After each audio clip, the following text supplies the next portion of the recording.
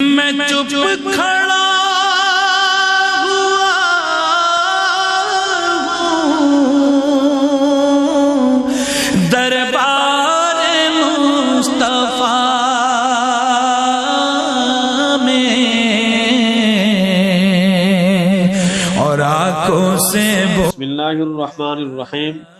آج کی اس ویڈیو کے اندر ہم عاشرہ اول کی تیسری دعا لے کر آئے ہیں کہ جو حضرات سحری کے ٹائم روزہ رکھنے کے لیے اٹھتے ہیں، جاگتے ہیں، اور سحری کا ایک انمول اور قیمتی ٹائم ہوتا ہے، اس کو اٹھنے میں سستی اور کاہلی کے ساتھ کام لیتے ہوئے ضائع کر دیتے ہیں۔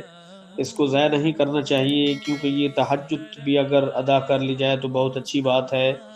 اگر تہجد ادا نہیں کر سکتے تو کم از کم اس دعا کو پڑھ لیں اور اللہ رب العزت کی ذات سے ڈھیروں نیکیاں کما لیں۔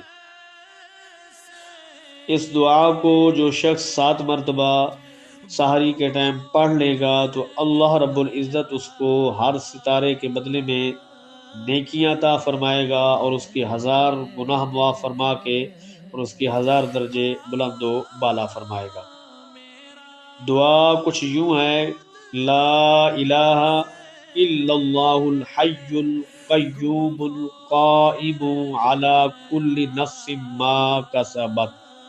اس دعا کو 7 مرتبہ پڑھیں اور اللہ رب العزت کی بارگاہ سے اجر و ثواب کو حاصل کرنے والے بن جائیں۔ دربار مصطفیٰ میں خود سے بے